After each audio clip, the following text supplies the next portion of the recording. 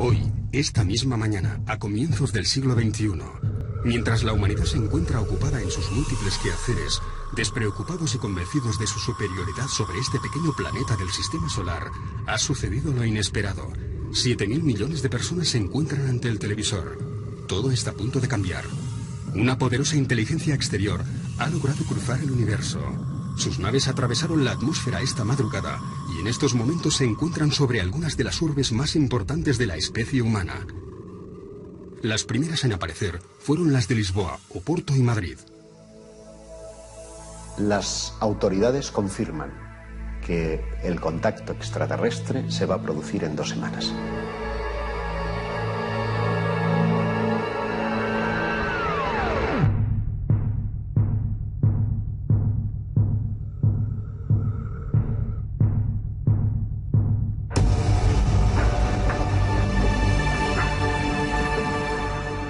De golpe las autoridades se han dado cuenta que sobre nuestros cielos hay una nave de tamaño colosal, ¿no? Ya se sabe que existen. Está probado. Hay un contacto, el gobierno tiene información. Todo el mundo está ahí viendo en directo la CNN, la Sky News, en todas partes. Que ahí hay un objeto que no conocemos, que desafía todos nuestros conceptos de física. Y de repente sale de ahí un ser. I come in peace. Básicamente eso es lo que espero que suceda. No sabemos prácticamente nada acerca de estos inesperados visitantes. No sabemos de dónde proceden, si vienen o no en son de paz. Nuestra primera reacción, en el hipotético caso de que esto ocurriera, sería la de encender la alarma general del planeta y estar preparados para cualquier posible amenaza. Todo lo que nos es extraño nos da pánico, nos da miedo. Todo lo que pueda poner en riesgo la cohesión social o que pueda poner en riesgo nuestra propia historia, tiene que ir con cuidado. Para no desintegrar nuestra propia sociedad. El ser humano no está formateado para cohabitar con lo desconocido. ¿Quiénes son? ¿Cuáles son sus intenciones?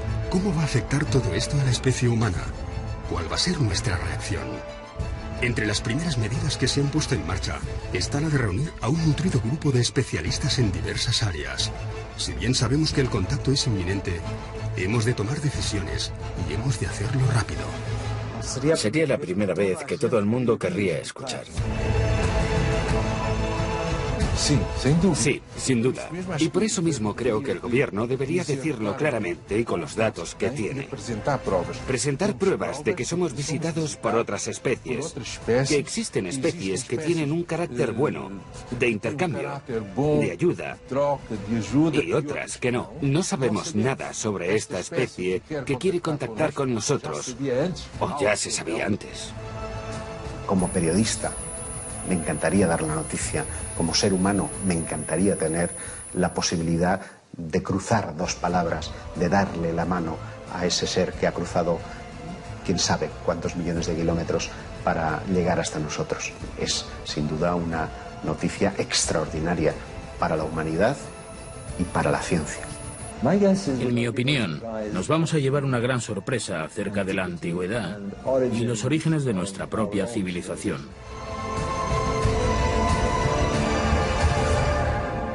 Todo es posible. Todo es posible. Realmente hay que empezar a pensar que seres de otros mundos o de otros universos sean capaces de llegar hasta la Tierra y de tener una agenda, un plan del que prácticamente lo desconocemos todo. En los primeros momentos en que se recibiese la noticia, a no ser que esa noticia fuese filtrada por alguna agencia tipo la ONU, tipo planetaria, conjugada con alguna deliberación del poder científico, De ser completamente inesperada, sería un auténtico desorden, una desorganización y un pánico absoluto. Pero de ser mediatizada, en el sentido de una preparación previa, con una serie de pasos previos, los efectos serían relativamente diferentes. Deberíamos mostrarnos acogedores. Esa sería la primera actitud, y no tener una actitud paranoica. Pero yo creo que la única manera de que las personas despierten y crean es a través de los grandes medios de comunicación. Solo los grandes medios de comunicación. Básicamente eso en lo que creen y que consumen todos los días en el desayuno y en la cena les haría ser conscientes de que todo esto es real. De no ser así, va a continuar el proceso de ridiculización y de desinformación. Decía el famoso astronauta estadounidense que parece que el ser humano va a estar negando todo esto, incluso si tuviese un marciano tomándose un café con él. Lo seguiríamos negando. Habrá quien sí acepte la información que el gobierno le dé y otras personas que no, como suele ocurrir siempre con todas estas cosas, ¿no? Las autoridades se tendrían que preocupar más por la calma de la sociedad que por otra cosa. Una información muy alarmista puede generar conductas de pánico que lleven al caos. Es posible que se manipulara todo lo que ocurriese. Todo este tema lo tienen muy controlado. Quizás sea el tema más controlado a nivel de opinión pública que haya existido jamás, porque estamos hablando de lo más importante. Es más que posible que se hiciesen interpretaciones que fuesen completamente manipuladas, para que el público no tuviese una opinión propia de lo que ha ocurrido. Por lo tanto, creo que sería función del gobierno decir que la probabilidad de que existan otros seres es elevadísima, que se sabe, con los datos que tenemos, que existen otras especies y que quieren entrar en contacto con nosotros. Que el gobierno hará lo posible para establecer ese contacto con una actitud de intercambio, de benevolencia, de querer el bien, pero que también estará capacitado para, en caso de haber una actitud agresiva, defenderse. La desorganización planetaria lógicamente sería lo que corresponde a un caos. Por supuesto, el sistema económico, podemos imaginarnos que habría una caída en la bolsa bastante considerable. Pero si la naturaleza de la relación es fraternal, a lo mejor ese proceso se puede hacer de forma muy pausada, no tiene por qué ser inmediato. Se puede llevar como un tiempo de adaptación donde progresivamente se puedan ir dando indicadores que permitan que la mayoría de las personas puedan familiarizarse con esta idea. Muchas de las películas que se han hecho, por ejemplo Steven Spielberg, Encuentros en la tercera fase, E.T., sirven para ir sondeando cómo reaccionará el público cuando se dé la gran noticia. Y tendríamos que preguntarnos, ¿con qué propósito nos visitan? ¿Están aquí en son de paz? ¿Vamos a ser colonizados?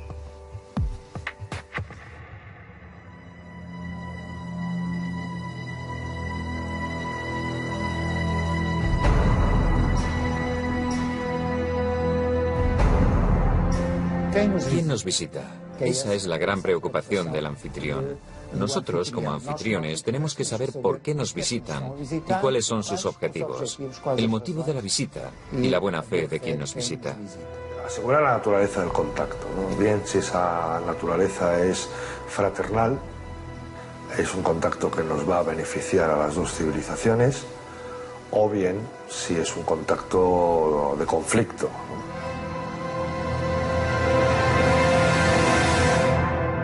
Las experiencias que tenemos en ese sentido con microsociedades de nuestro propio planeta, en cuanto mantienen un contacto abierto con una civilización más desarrollada, con un nivel tecnológico más desarrollado, es que terminan siendo fagocitadas, aunque sea solo por el roce o por el trato. Yo me imagino a los niños jugando con el merchandising de los nuevos visitantes. Me quiero imaginar pues a voluntarios que van a querer ir a visitar sus naves, conocer su tecnología, a científicos fascinados por aquellos primeros avances, por aquellos primeros pasos en el campo de la medicina, en el campo de la ciencia, de la física.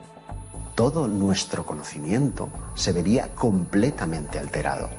Y eso estremece, porque ¿quién se va a quedar al cargo de nuestra cultura, de nuestra identidad, de nuestras cosas como seres humanos? ¿Quién va a querer salvaguardar de esa mezcla natural entre una raza supuestamente superior y nosotros? Si nos basamos en nuestra propia historia, nunca fuimos en son de paz. Siempre tuvimos como objetivo conquistar la tierra o conquistar los recursos. Si ese es el espejo, lo que hicimos nosotros en América Latina fue increíble. Diezmamos poblaciones. En América del Norte también, diezmamos poblaciones. Teniendo en cuenta nuestra propia experiencia en términos terrestres en relación con otras culturas, entendemos que un inferior tecnológico o un inferior cultural sería siempre diezmado y ultrapasado por un superior tecnológico y cultural. Cuando Cortés llega a las costas de México y es recibido con los brazos abiertos, podemos pensar que tiene que ver con el sustrato de que aquellas gentes estaban esperando a su serpiente emplumado, que además es representado con barba blanca, con yelmo, en definitiva, muy parecido a los conquistadores españoles. Como son sus dioses, pasad, sois bienvenidos. Lo desconocido es siempre una gran incógnita. Es el gran adversario, el terror de la supervivencia y de la existencia de la especie. El Brookings Report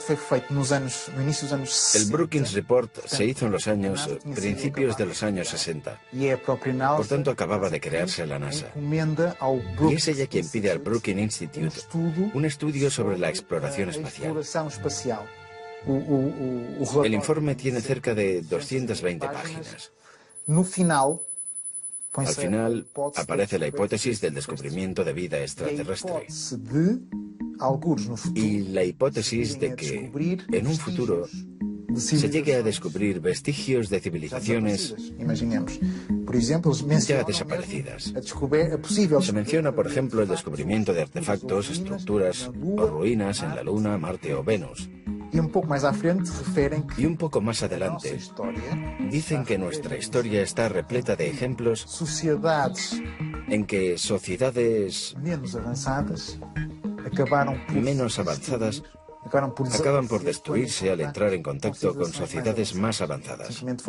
O fueron diezmados, o simplemente desapareció su cultura al ser enterrada por una cultura superior. Por tanto, siguiendo estos ejemplos, aconsejan que al encontrar cualquier vestigio de la existencia de una cultura superior, sea mantenido en secreto hasta que puedan realizarse más investigaciones. Con lo que sabemos actualmente, con lo que ya se ha escrito, parece ser que los extraterrestres son una multitud de diferentes razas. Vamos a llamarlo así, o especies. Vamos a llamarlo especies. Y por tanto, no todas tienen una actitud benévola, una actitud pacífica. Hay unas que sí y otras que no. Esto es lo que se sabe a día de hoy. Hasta que las altas instancias no supieran cuáles son los planes o intenciones. Se intentaría no causar pánico. ¿Quién nos va a defender de las posibles hostilidades de personas que no conocemos? ¿Cómo vamos a resistir ante la aparición de este intruso que supuestamente para llegar hasta nosotros es desde el punto científico y tecnológico muy superior? Estamos hablando de un paso más dentro del fenómeno. Ese paso habría que tener muy en cuenta la seguridad nacional.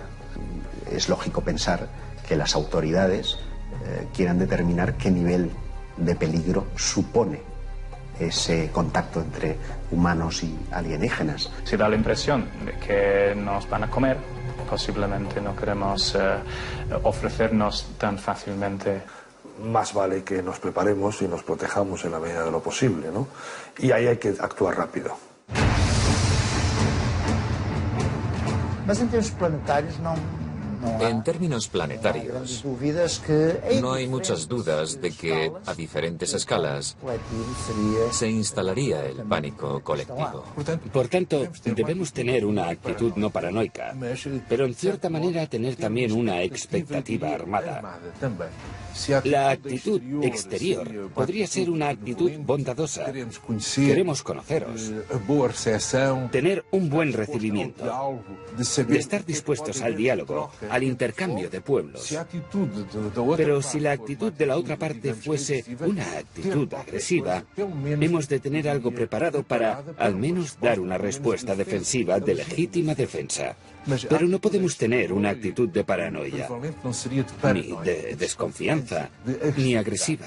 No sabemos las intenciones, pero es posible que debido a su poderío tecnológico, a su superioridad técnica, nuestro aparato militar tuviese que ponerse en guardia. Por el momento, nada nos hace sospechar que hayan venido hasta aquí con malas intenciones. Tampoco disponemos de datos que indiquen lo contrario. Sabemos aún muy poco acerca de estos visitantes. El prestigioso físico Stephen Hawking recientemente declaró que es perfectamente racional contemplar la existencia de seres inteligentes en algún otro punto del universo, pero que sería altamente peligroso entrar en contacto con ellos. Muchos otros especialistas en diversas áreas insisten en la posibilidad de que estas entidades no sean del todo amistosas y que debemos ser extremadamente precavidos. ¿Realmente es esta la primera vez que se activan los organismos militares ante una posible amenaza extraterrestre? Hubo un caso muy conocido en los años 60 en el que un ovni aparece sobre una base nuclear norteamericana que tenía misiles desperdigados a cientos de metros unos de otros, con sistemas de seguridad autónomos. El ovni aparece, se da la alarma. Se trata de un objeto que entra en espacio aéreo altamente restringido y de repente 20 misiles nucleares se apagan. ¿Cómo es posible? Todo esto da a entender que hay problemas de seguridad nacional, problemas de seguridad mundial, pero también nos hace ver que no les caemos tan mal. ¿Podríamos llegar a entendernos con una civilización proveniente de las estrellas? El ser humano es un ser complejo, muy espiritual, celoso de sus costumbres, de su cultura y muy religioso. Un contacto inminente, sin duda, pondría en riesgo muchas de nuestras convicciones. Pero a largo plazo, no de inmediato, las consecuencias más evidentes serían a nivel religioso, a nivel ideológico y a nivel cultural. Esta cuestión ha sido discutida muchísimas veces porque no todos los grupos culturales o religiosos del mundo sabrían qué hacer con la llegada de seres del espacio. Parte de la razón es que no existe en todos los países un marco cultural de ciencia ficción que les permite entender lo que significaría para nosotros la llegada de seres de otro mundo. La mayoría de la gente hoy en día aceptaría fácilmente que existen seres en otros planetas y que podrían tener algún contacto con nosotros, pero posiblemente en religiones donde la Tierra es el único lugar del universo donde podría haber habitantes o seres inteligentes, sería un impacto cultural, sociológico y psicológico muy fuerte. En estos momentos, nuestro destino y nuestras voluntades quedarían completamente desarmados. Estarían en manos de esa voluntad superior, de ese visitante ocasional y sorprendente. El shock ante el anuncio de la llegada de otra civilización, que si queremos, podría llegar a revelarnos sus coordenadas religiosas, si las tuvieran, si tuvieran algún tipo de creencia, o algún tipo de religión o de divinidad. Supongo que entrarían en conflicto con nuestras propias consideraciones religiosas. ¿Cuál sería la reacción de las grandes instituciones religiosas de nuestro planeta? Por sorprendente que pueda parecer, desde alguna de ellas ya se han lanzado mensajes conciliadores acerca de la posibilidad de un inminente contacto. En 2011, Tenemos una organización, un evento en los Estados Unidos, por parte de Luis Farrakhan, líder de la comunidad islámica de los Estados Unidos, que quiso preparar a las personas, hacer despertar a los fieles ante la realidad de los ovnis. Invitó a una serie de investigadores a nivel mundial, que fueron allí a mostrar sus descubrimientos en diversos casos. Monseñor Corrado Balducci, miembro de la Curia Vaticana y asesor de Juan Pablo II, llegó a afirmar que la Iglesia Católica estaba haciendo un seguimiento directo de incidentes referentes a encuentros extraterrestres.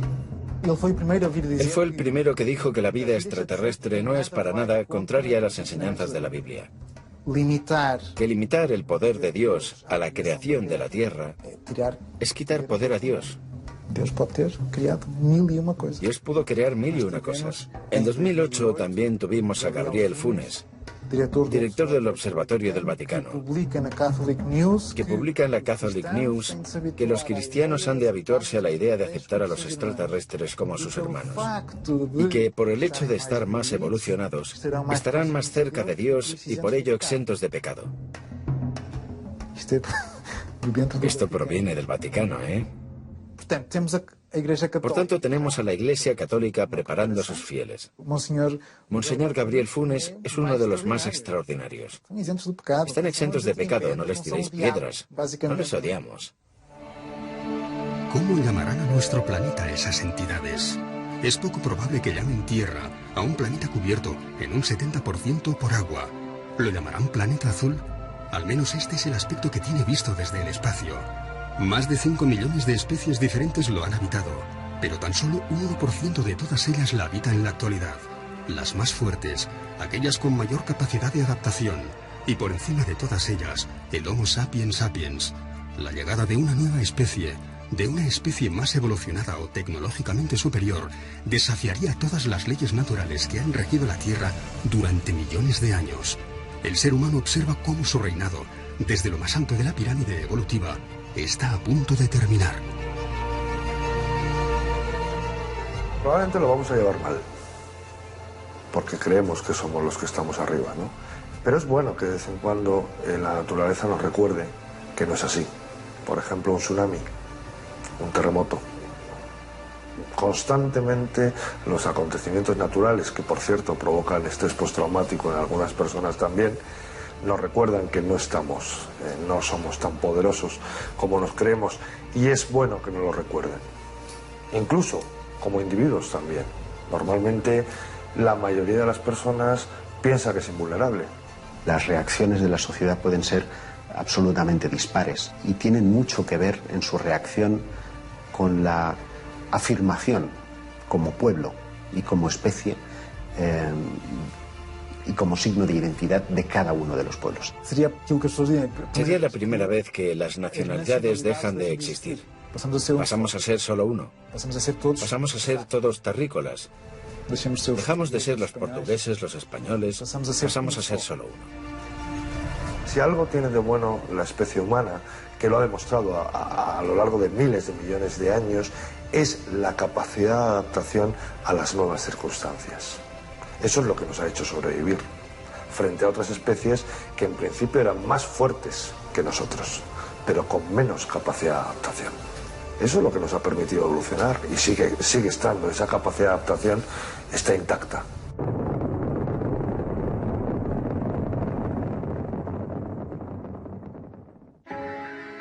¿Quién es la persona idónea para comunicarse con los extraterrestres? ¿Qué organismo es el más indicado para representar a toda la humanidad? Esta es probablemente una de las cuestiones más difíciles de resolver en los días previos al contacto. ¿Quién les dará la bienvenida en nombre de todos nosotros? ¿Quién sería el mejor embajador para hablar con los extraterrestres? ¿Sería la Organización de las Naciones Unidas? Claro, el día del contacto todos querrían estar allí. Todos querrían estar allí, de eso no hay duda alguna. ¿A quién no le gustaría poder estar en ese eventual contacto con los extraterrestres? Pues alguien que pudiera asegurarnos que puede desarrollar un mecanismo de comunicación fiable y seguro con la otra civilización, ¿no?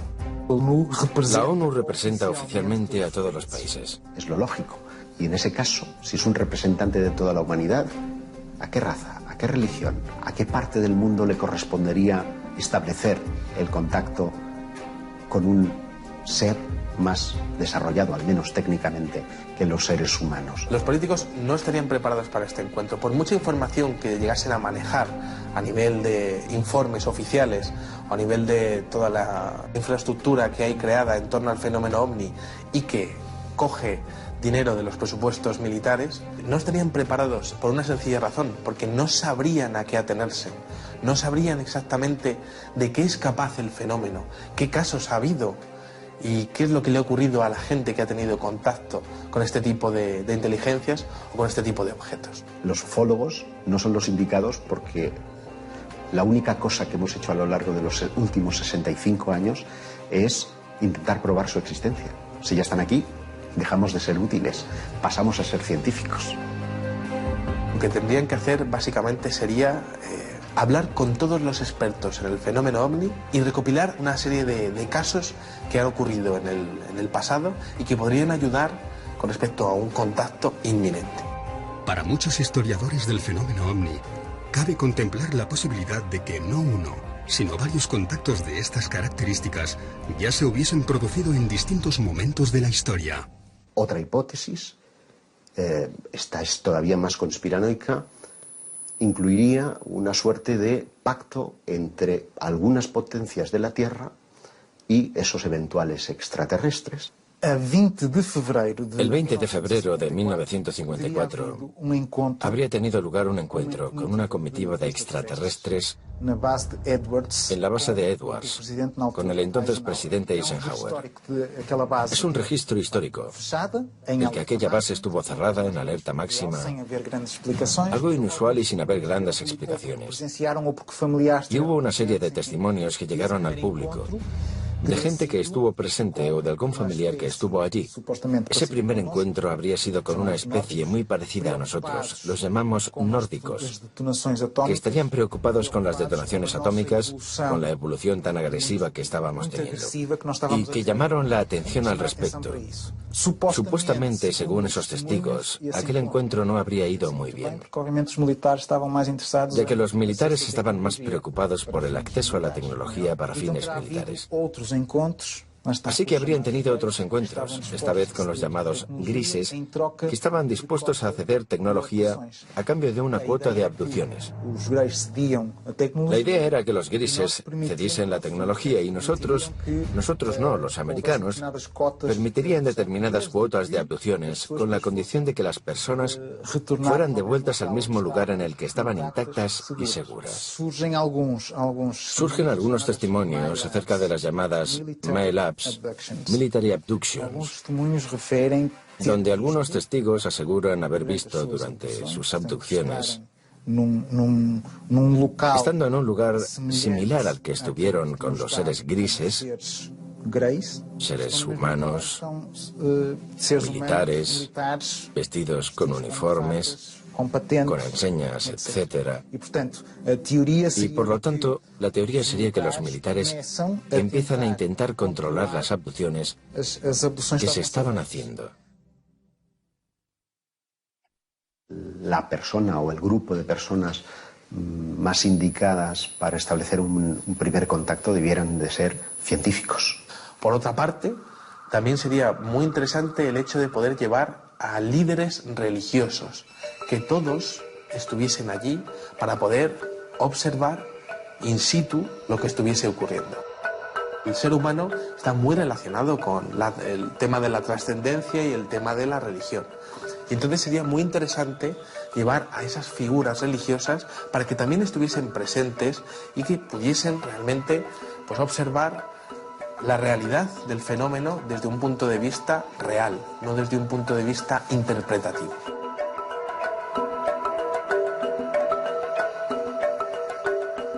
Y entonces el problema será la comunicación, el entendimiento, porque si consideramos que son seres ontológicamente diferentes, la comunicación va a ser siempre difícil. La comunicación solo se puede establecer, en principio, entre seres ontológicamente similares. Es un problema pensar en el lenguaje, un problema que incluso estuvo en el punto de mira de los gobiernos que se preguntaron en un momento determinado, creo recordar que a finales de los 80, que si existía un eventual contacto, ¿cómo nos íbamos a comunicar con ellos?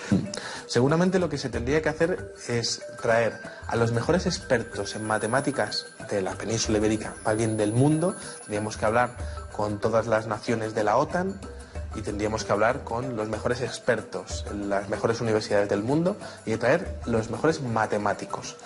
La comunicación sería a través de las matemáticas. Si el lenguaje es matemático, indudablemente matemáticos. Si es la música, músicos.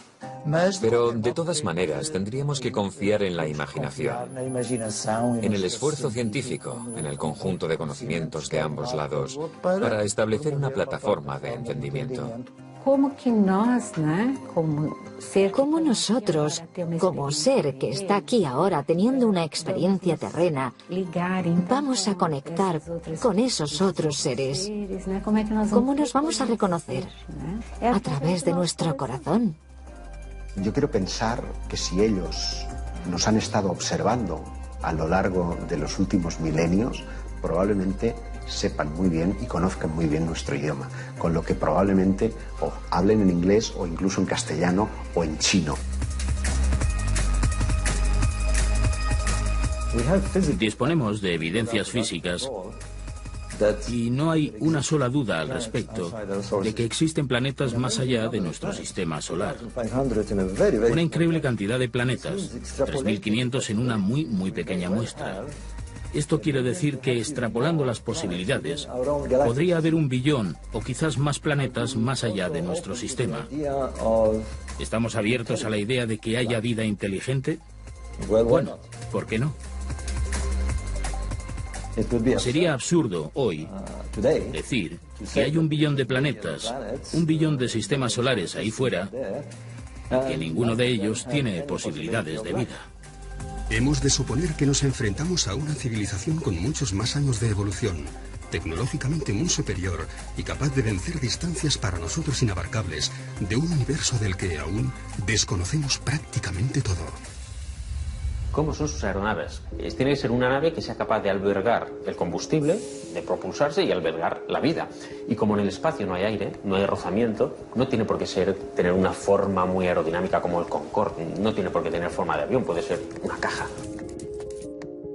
No sería descartable que tuviese forma de cilindro o forma esférica en por lo menos alguna de las partes, para poner esa parte en rotación y simular una fuerza centrípeta de tal manera que simules una gravedad. El combustible ocupa mucho espacio y pesa mucho, por lo tanto tendría que tener una cierta limitación en el tema del combustible y obviamente intentar coger energía del camino, bien sea pues a través de energía pues, que venga de las estrellas o de donde la puedan ellos conseguir. Podría ser realmente muy extensa para poder captar toda la energía que pudiese venir de las estrellas. Obviamente, pues bueno, claro, aquí nuestras naves funcionan con energía química, ¿no? Quemando queroseno, pero bueno, podrían ser centrales nucleares o centrales que de alguna manera hubiesen sido capaces de crear antimateria, que la antimateria daría mucha más energía. Nosotros no sabemos crear antimaterias a esas escalas, pero la forma no tiene por qué tener una forma muy predeterminada. Todos nos hacemos la misma pregunta. ¿Qué o quién descenderá de esa nave? Se abren las puertas y no sabemos qué forma van a tener. Hoy en día ya hay mucha literatura y descripciones de diferentes tipos de extraterrestres que son considerados más o menos agresivos. Por lo que tendríamos que tener en cuenta qué tipo de extraterrestre es con el que vamos a contactar. Aquí en la Tierra tenemos todo tipo de especies de animales y todos son diferentes. A ver, digamos que la que se supone que está más evolucionada somos nosotros, tenemos pues una anatomía muy característica, el hecho de tener las manos es muy importante, el hecho de que caminemos a 2 patas pues también es importante para tener la perspectiva, y que tengamos los 2 ojos enfrente pues también nos ayuda a calcular distancias, el hecho de que cómo nacemos, que realmente nacemos y mientras nacemos el cráneo se nos deforma para poder salir, y eso también tiene su porqué, y de hecho nacemos y no sabemos nada, necesitamos muchos muchos años de aprendizaje y eso es lo bueno. Claro, cuando un animal nace y ya se puede valer por sí solo, en realidad pues poco evolucionado va a estar. Entonces, claro, ¿cómo serán los extraterrestres? Pues en realidad nada nos indica que tengan que ser como nosotros, más delgados y con 2 antenas, o que no puedan tener pues muchas más extremidades, lo que sí está claro es que nosotros tenemos la cabeza donde tenemos la vista, que es nuestro sentido más importante, y donde en realidad pues bueno, también tenemos el olfato, que también es un sentido que ha sido muy importante en la evolución y que está cerca del cerebro para que la información vaya rápido. Eso está muy bien también, y además tenemos los ojos en la parte alta para poder ver bien, pero no necesariamente tienen que ser parecidos a nosotros. Nosotros estamos basados en una química, podrían estar basados en otra química. Su ADN no tiene nada que ver con el mío, pero ¿y si resulta que soy de tu raza, que soy de tu especie y que estoy circunstancialmente viviendo en otro planeta porque en un pasado remoto estuve en el tuyo? A lo mejor esa es la explicación a todo, ¿no? La composición del ser humano parte del carbono. Pero ellos no tendrían por qué estar basados en los mismos elementos químicos. Nosotros necesitamos oxígeno, pero es probable que ellos no tengan que respirarlo. De hecho, para una especie ajena al hábitat terrestre, esta podría ser una sustancia tóxica. El extraterrestre que descendiera de esa nave tendría que ser un ser adaptado a su planeta, a su climatología, a su temperatura e incluso a la radiación de su estrella. Por lo que contarían con dispositivos oculares, de respiración o algún tipo de protección para sus cuerpos. A ver, en su planeta, pues bueno, ellos, depende de la temperatura y la cultura que tengan, pues podrán ir o no vestidos, eso es lo de menos. Pero si tienen que ir a otro planeta, obviamente, ya no el hecho de ir a otro planeta, sino que van a ir por el espacio. Si vas por el espacio, pues nadie te dice que no vayas a tener que salir a hacer una reparación. Obviamente necesitas un traje. Según los especialistas, no lo sé. Yo estoy firmemente convencido de que el día que se abra el platillo volante y descienda un extraterrestre de él, nos vamos a quedar pasmados, porque vamos a ver un ser humano, un Homo sapiens sapiens, descender del platillo volante.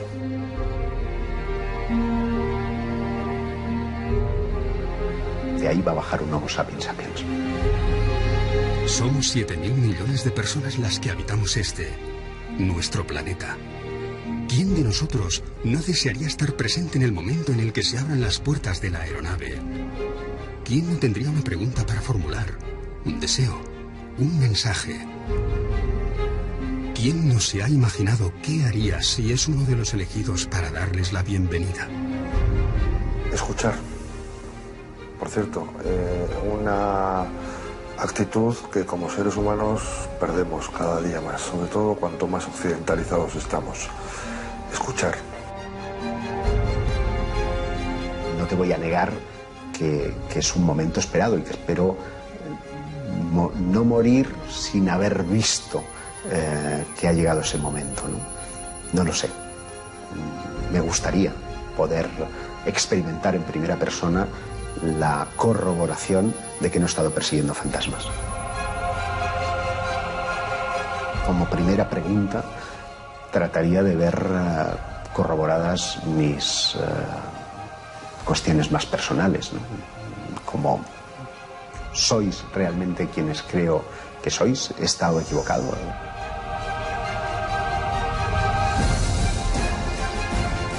Hay un proverbio chino que dice que no hagas las preguntas de las que no quieras saber las respuestas. El día del aterrizaje creo que les preguntaría si alguna vez han estado aquí antes, porque eso posiblemente justificaría tanto tiempo invertido en el estudio de los ovnis. ¿Cómo es posible que hayáis llegado hasta aquí? Por favor, enseñadnos vuestro conocimiento técnico. ¿El contacto se ha producido por casualidad o ya nos estabais espiando desde hace milenios? ¿Quiénes son? ¿Quiénes son ustedes? ¿Por qué nosotros? ¿Consideran que somos necesarios en el cosmos? ¿Consideran que estamos haciendo las cosas bien?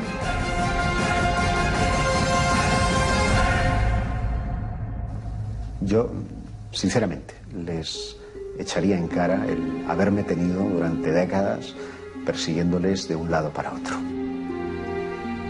Porque, desde luego, he tenido que aguantar muchas risas, he tenido que aguantar mucho descrédito.